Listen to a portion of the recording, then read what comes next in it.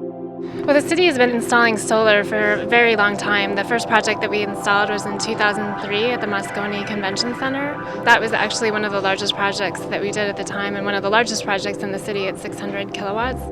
And since that time, the city has put in 10 additional projects. Sunset Reservoir is now the biggest project, that's 5 megawatts. And this is just another project in our portfolio. It's 24 kilowatts, and we're excited to see it go in on the Chinatown Public Health Center.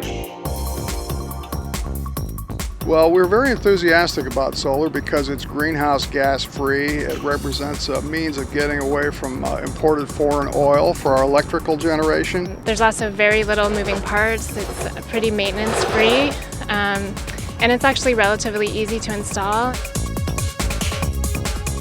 Well, the basic steps, there is a lot of background, primarily engineering, specifications that are written and done before the job actually comes out to be installed, but actually the installation itself is fairly straightforward. The first step in a project like this is putting the project out to bid. We get a number of competitive bids from many local contractors, and then we choose the best contractor for the job. When the job is awarded, the project goes into design. The design consists of the structural design as well as the electrical design and how it is connected to the building's electrical infrastructure. Once the design is approved, the contractors will begin constructing the racking system. And as soon as that's complete, they will lay out the solar modules. They will finish the electrical infrastructure by connecting the wires in the conduit, which will then be connected to the building's electrical infrastructure through an inverter. The inverter converts power from DC electricity to AC electricity. This is a pretty standard installation. You see the racking here and the modules going on. This is pretty similar to most rooftop applications that you see in the city. On this project, this happens to be a non-penetrating system, which means that we weren't allowed to penetrate the roof. So that caused some specific issues for us, which were more difficult than we anticipated, but they're overcome in the field and also in our engineering design.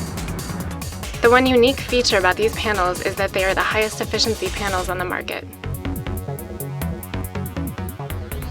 One of the most important steps that you can take before installing solar is to make sure that the facility is as energy efficient as possible.